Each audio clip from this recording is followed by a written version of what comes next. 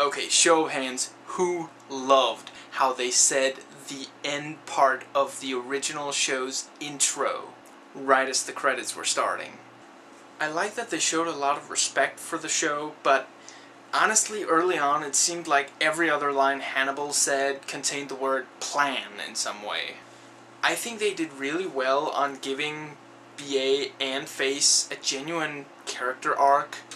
You know, they genuinely develop throughout the film, as does Face's relationship with Beale.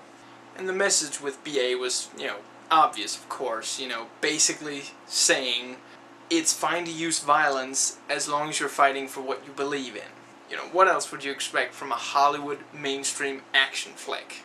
I would say that comparatively, we didn't really get inside the heads of Hannibal or Murdoch, and maybe in Murdoch's case it's good, because who knows what's going on in there. Seriously though, if they do make a sequel, and they could, though I'm not entirely sure if it's the plan or not, I would maybe like for the focus to be on Hannibal and or Murdoch. I really like how this starts out showing how they met, then skips ahead some years, and then shows them, getting payback. I honestly think this was a really good way of doing a movie based on the A-Team.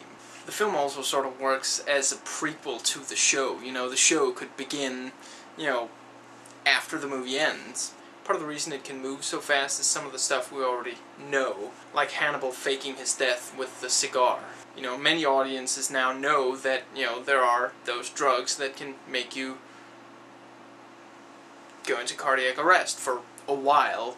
Okay, who else thought of Darkman there at the end, with Neeson's voice saying, "Where am I?" and luring the bad guy closer? Also, did anyone else notice how when Neeson got to be, threatening, I think it happened at least once or twice in this movie, he gets to sound like when Darkman is threatening. Interestingly enough, it actually happened to a greater extent in Kinsey, that one scene where he breaks up a fight, I won't say between who, so as to not spoil it, than in this movie. I liked how they worked in the pity the fool thing with, pity and fool. The 3D gag was hilarious. The film was, of course, completely black and white. The CIA were always slimy. The ex-girlfriend is a stone-cold bitch. It was all her fault. It was a mistake. And she winds up getting back with him, sort of. Helping him, at the very least. Anyway, those were my thoughts on the A-Team. Hope you enjoyed it.